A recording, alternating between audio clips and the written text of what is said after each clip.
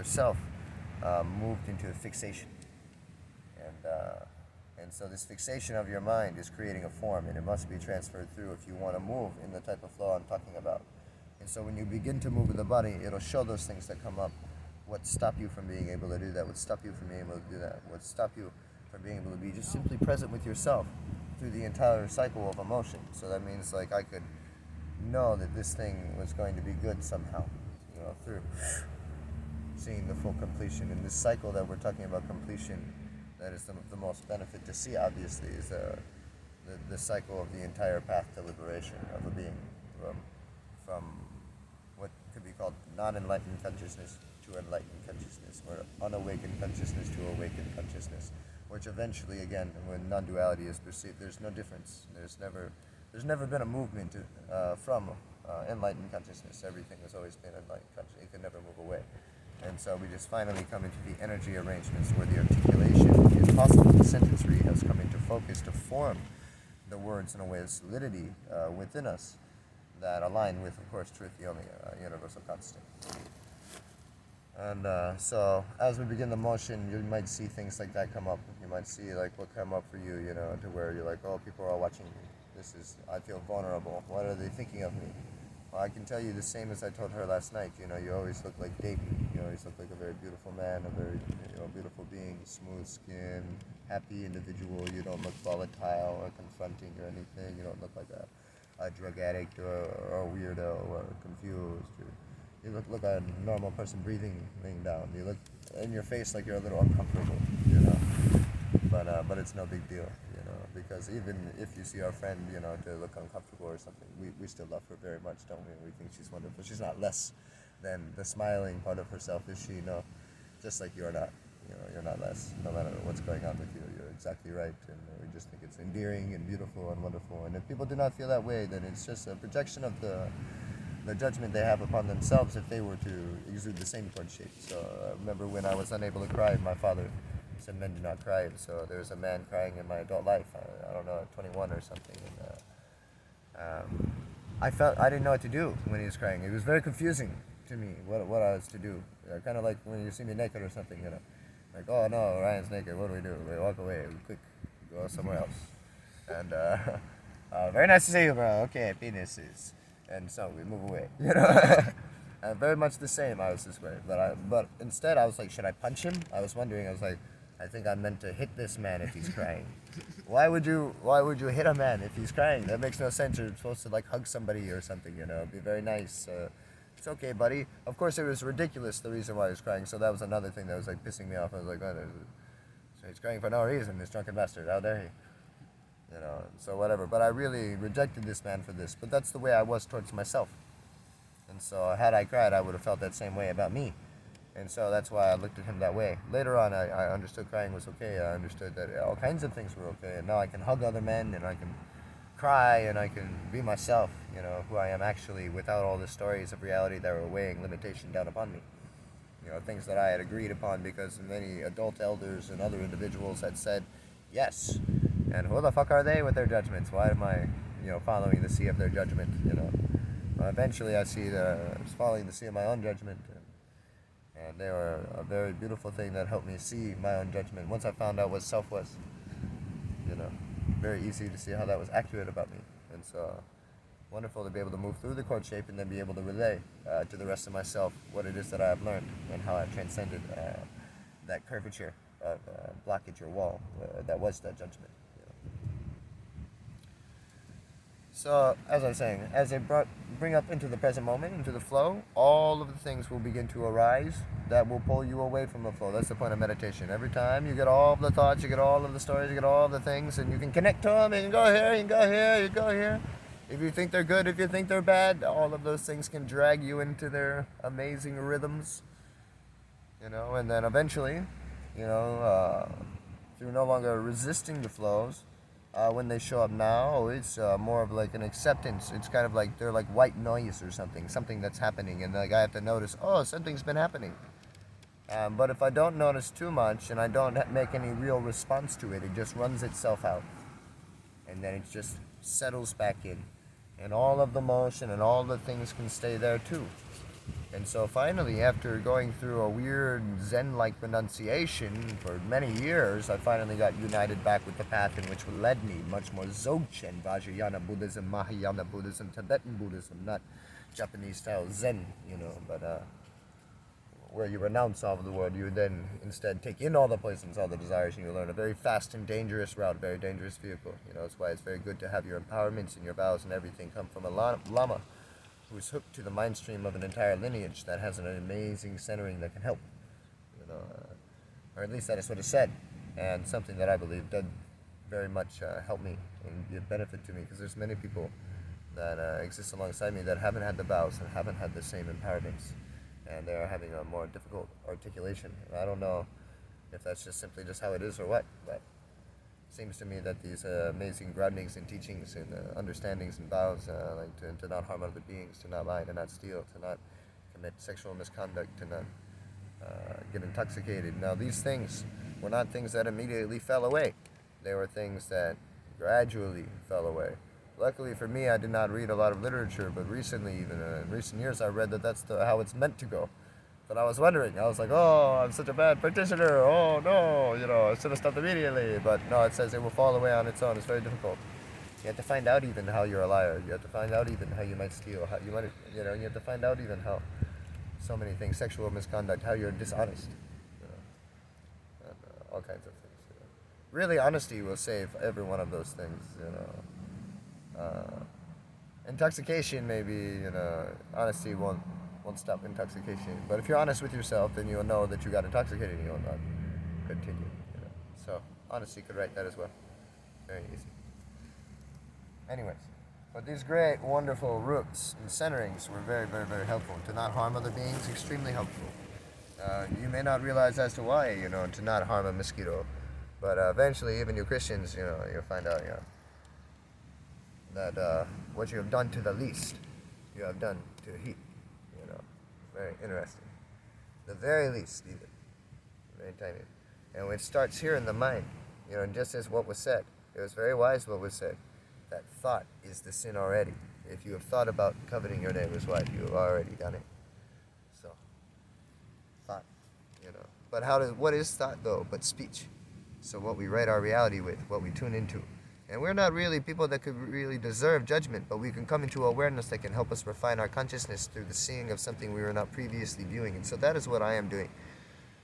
I am helping us see something that possibly we have not previously viewed, so we can let go of some of the limitations, which are some of the stories and the agreements that are causing us this further judgment, this further dissonance, this further suffering, and the perpetuation of it, which is also a great perfection and a wonderful benefit to us all.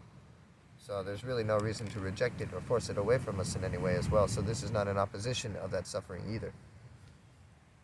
It's simply the sharing of an awareness that can bring upon acceptance in a way that perhaps brought it upon myself. But these are also more spontaneous, Who knows if we would do these videos. It just seems like it feels like this is what we wish to do. Every time we do it, it feels really wonderful. So it's something that kind of begets itself in that way. Because, when something feels really good, it's like a drug, And so for me, this is more like, whoa, this feels really good. So I know I'm meant to do it because, if it didn't feel good to me at this point, from where I am in my consciousness, how well I know myself, how well I am centered in my actual authentic being, I know that when it doesn't feel good to me, it's not meant for me. I'm not supposed to be there. That's why it doesn't feel good. Just like when I touch a hot iron or something like this, plug myself into an electric outlet. Ugh! I mean, maybe I could get used to the feeling, but for myself personally, I'm not very masochistic, and I just really prefer to have nice, beautiful, wonderful feelings like felt or velvet or something, rubbing across my skin, nice, soft, like cashmere or something, very gorgeous. I want my experiences to be like that. And so for this feels a lot, very beautiful like that, very, very exquisite, the energy. I feel powerful, I feel like DMT style energy progression, a great fluidity in the texturing of my frequencies. So I understand that this channeling is very beneficial for me and for all beings, and whoever may see this, even if it be just me and her who sees this, maybe Dayton. But also that everywhere we go, everybody who comes up to us, we give energy teaching and channel to. And so it's constant reverberation, constant happening. And so as we were doing this more and more, it just seems like we should just capture all of it, that'd be a benefit for all of consciousness. and not for something else, something other than myself, but what is myself fully, who I love and care for, and who I'm responsible for, who I have my compassion and my wisdom guiding me for the benefit of all beings everywhere, without one exception, all of myself. It's shown me how to do this very easily, very effortlessly, by just following my own genuinity, what I wish to do from moment to moment. As it turns out, I had to find out who I was to know what that really was, because there was things I was doing before I thought were of my benefit, were pleasurable, but they always led, again, to dissatisfaction. And so eventually I learned how to do what was very satisfying to me by finding out who I was and what I really wish to do. And what I love to do is enlighten consciousness, enlighten my own consciousness, bloom my own lotus. And while doing that, through the process of unlimiting my expression, if I can help other beings, which are myself as well, equally and literally, then that would be really terrific and really beautiful and really beneficial, as we are all only really free when every one of us is aware of it and able to exude the limitlessness capability of our liberated minds, liberated enlightened minds. Very beautiful. So as we begin the flow of the breath, as I was talking to Dayton and saying that we begin the motion that we go into, it will begin to sift through consciousness. Your emotions, yourself, actually brings to the surface these energies that are lying within your sphere of awareness, and you'll have ability to clear them. Unconditional love for all beings everywhere without one exception can help you clear them very easily. Forgiveness, the understanding of what is, but of course realization. Now, I have been led to realization through the motion of the body, so it is very possible that somebody else who learns this motion and is able to complete a full cycle of the breath by staying with themselves completely, moving through all the curvatures in great surrender and following of the moment, the motions of the moment, the heart, the breath itself, that they may too find themselves in the process of limitless realization, to where they are beginning to be able to sift through their own mirror with their own body and realize themselves very amazingly powerfully.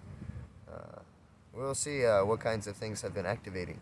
For us already, Ray has been really beautifully accelerating. We just made our last video very gorgeous, 32-minute flow, really gorgeous, amazing flow.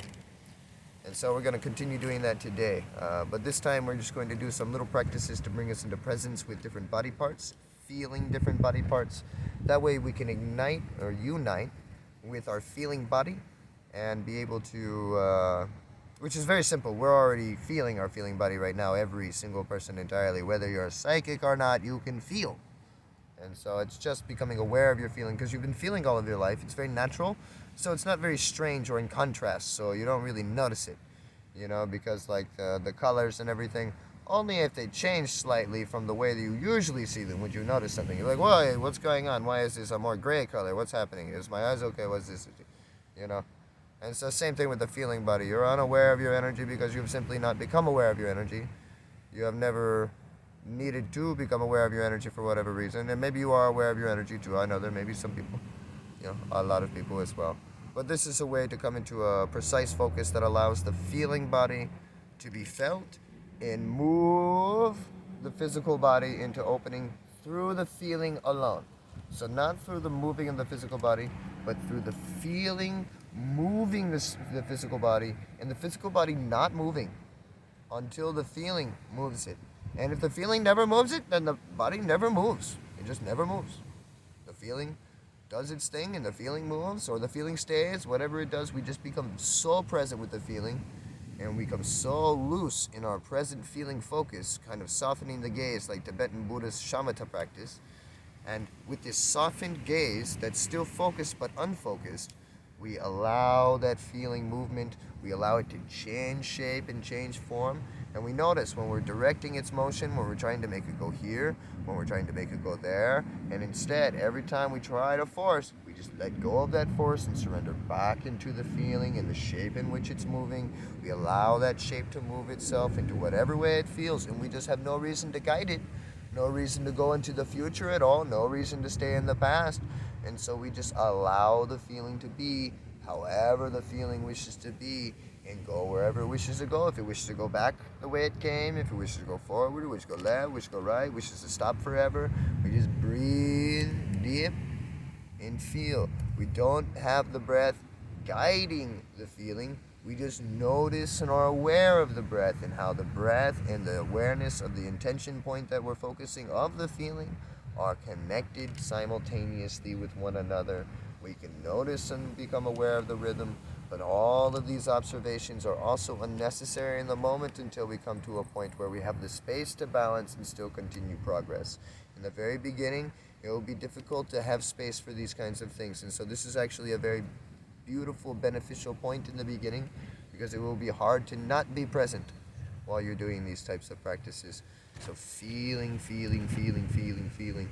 following the feeling, allowing it to go. And so this is a thing that I opened up yesterday in the flow, something I'd opened up a long time ago, but many doubts and many judgments and many fears and many loss of practice, many loss of training, many loss of awareness, many non-articulation to anybody else, so no memory of the articulated focus of what was becoming aware in the present moment to give a greater sowing of seed of it was occurring at that time, not to the level in which was impeccable and specific that would then merit the notion of continuance. If it's so weird and it's not extremely in alignment with truth, it will have to fall away. Like if you have branches on a tree that are no longer necessary as they don't take in sunlight, so all they're really doing is taking the nutrients of the tree unbeneficially for the rest of the tree. So the tree just very beneficially for itself lets those branches wither, allows their leaves or their needles to fall, and then sheds them, for what is of benefit to the entire whole. And so we can allow that to happen with our truth as well. Okay, I was articulating it with this extra word and that extra word. I can let that extra word and that extra word let go, and it still creates a sentence. Let's see, what's that more precise sentence? Oh, very beautiful. I'm coming to a much greater articulation and focus and utter intricacy and laser focusing of what it is that is actually happening here to the greatest level of precision possible.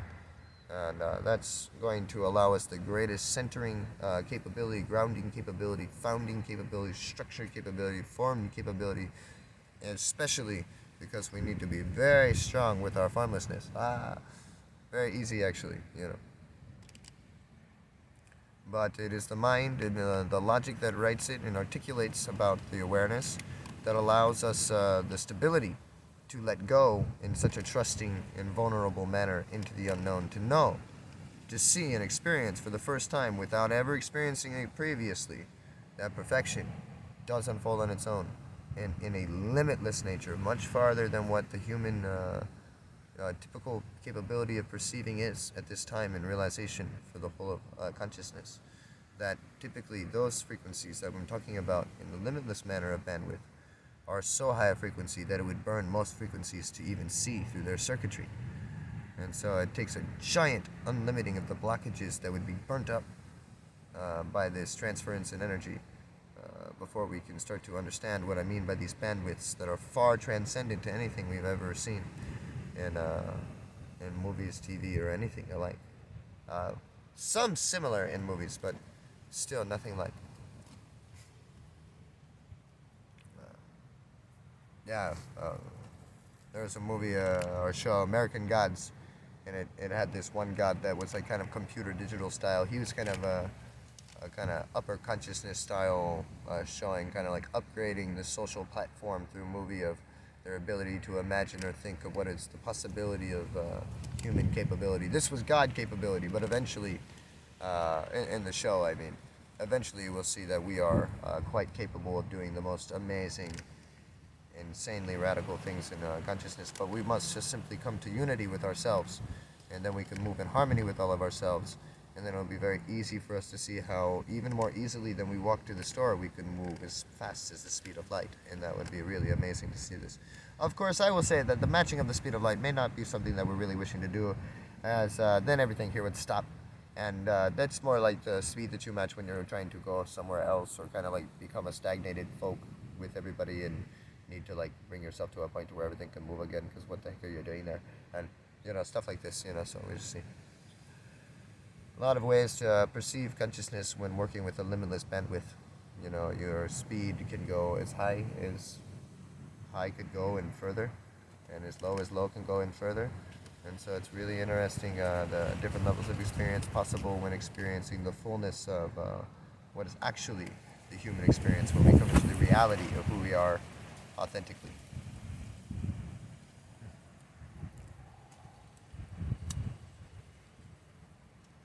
And we'll also explain, why, people can't show you things, before, and that's already been explained. The circuitry would be burned up. They're like, oh yeah, whatever, my circuitry would burn up. And I would just relay you to Ram Dass's teachings about him and Neem Karoli Baba, and about him wishing Neem Karoli Baba to give him enlightenment teachings, and Neem Karoli Baba just talking about the mundane, and him deciding that day, I'm not going to talk to Neem Karoli Baba unless he gives me the teachings on enlightenment. So Neem Karoli Baba ends up talking to him, and him not saying anything. Nope, not going to say anything. And Neem Karoli Baba ends up falling asleep. He starts to hear Neem Karoli Baba snoring. And then he starts shaking violently. Insane shaking. His head back and forth, convulsing. I'd shake my head like it right now, but I hurt my neck like 2 days ago, and so I don't want to hurt myself again. Or else I'd give an example.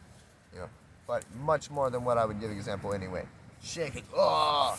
His whole body violently. Couldn't control himself. It seemed like maybe his spine or his neck would break. It was really terrible. And then Neem Karoli Baba woke up. He was like, oh! And everything stops. And so it's a beautiful teaching from Neem Karoli Baba to show him, no, you cannot accelerate this fast right now. This is what happens to your body when you try to accelerate yourself too quickly. So you understand from, Ram Dass's direct account of this that, this can happen with every being entirely, and eventually you may come into the energy system of somebody far greater in realization, or with a higher energy capacity and the unity of everything than what you have previously come to upon meeting of this person. And you may see that you become very drained and very tired, and that you get very worn out by the higher expressions of their frequency, and that yes, we all do need time to integrate and to learn and to grow, to give our bodies and our physical bodies and just everything time to process and rearrange and listen. Now these things can happen extremely quickly, but you have to have so much of your mind capable to be fully present on that one point of focus and able to let go of everything entirely. That's why it's a death, an ego death, but full death, not like multiple ego deaths. No, just like, it's a death, like you've died, because that's an utter relaxing of every story. All stories are now died. If you can let all of your stories, meaning your beliefs, die, empty your cup completely, then all that needs to die is your desire for yourself and your ego and life. And then that dies. And when that dies, meaning you just have simply no possibility of motion ever, meaning that's it, it's fucking done. Like, it really is done. It's not a conceptual thing like, okay, I'm done, and then you keep going and doing something. Like, no, I mean, like, for you, it's literally the finish. That is it. No more motion, no more thought, no more, hello, how do you do? No one more breath, nothing. No movement of your finger, no movement of your toe, no flick of any motion, nerve, anything, nothing. Done. Last motion made. Bing! That's the utter relaxation necessary to realize the subtle energy body in the manner in which I've been speaking to, the limitless capability. Otherwise, you've been feeling too hard, and you've never come enough relaxed. And so that's the thing. We're going to bring you into a very easy way to come into awareness of your feeling body by bringing you into a way that you're not used to feeling your body. It's a very simple thing. Most people simply just don't hold certain poses for a long duration of time. Why would you do that? And some poses we do. But we're just going to open you into a very beginning, simple, effortless, open flow where we just lift our leg. And we're just going to lift our leg, and we're going to hold it there. And we're going to feel our leg. We're going to sit there and feel it. Now, as we feel it, we'll be able to feel more and more of our leg. We'll start to feel more of the muscle that's holding the leg up. We can feel that. Now we can feel where there's a lot of that feeling. And we can also feel where there's much less feeling. We can see that there's more leg here, but it doesn't have the same feeling of that muscle and of that other tension point, whatever tendon it is, whatever structures are feeling. And we'll be able to tell from those feelings what doesn't have feeling at that time. Now, that doesn't mean that you're missing feeling. It's just maybe what's not engaged, what's going on, how much feeling do we have there? What's going on with that? Can we bring feeling into it? Are we already feeling it? If we simply focus on the feeling that is the subtle expression over here, what happens then? We just become aware of it and just kind of keep our attention on the feeling. Just feeling the feeling. Kind of like listening to a song. Can you just listen to it? Do you have to think about it? Is it okay to think about the song and still listen to it? Probably. Who knows for sure what's happening? We're coming to awareness, we're coming to meditation, we're seeing, we're coming mindful, we're seeing all the different dynamics. Does this bring me out of balance? Does that make me go this way? Why, when I thought about this thing over here, did I fall this way? Did I try to recenter myself because my thought was so heavy? Does that have to happen? We start to find out all these different things through our experience. And because we're all experiencing very similar things eventually, maybe, or just experiencing whatever we're experiencing, and sharing that with one another, we'll come to a greater grounding and structuring and confidence. I do imagine, because we're doing the same practice, and it's a very simple thing of feeling, opening up these kinds of things, that yes, as we get into it more and more, we become a very strong, beautiful community that's able to build each other up in every being entirely, because there's a versatility to this type of flow. It's formless. In every moment, everybody is doing it already. And so it's just coming to awareness of what they're already doing. And this one is just a very simple thing of what they're already doing, which is feeling. And the feeling is a feeling, yes, but as you feel your feelings, that's actually you feeling the energy of your body and the energy potential that you have from movement in your body. And so eventually you'll be able to feel it very simply. I wasn't a very learned person, so I wasn't given a giant lexicon as which to explain things in giant fashions. So very simple and plain and common, layman in some way. I express this as feeling, and it's the energy. I feel the energy, and I can feel deeper into it, and I can accelerate, and I can generate, and I can magnify that feeling by somehow mocking, repeating, creating more of that same feeling in that same space as it connects with the breath and even deeper, and we'll show even more and more and more of these things. Connecting to the breath is extremely important, but the way in which I connected to the breath was through breathing into the stomach and just focusing on that, centering my breathing into my dantian, and I would just do that as much as I would remember, until finally it became very natural for me. And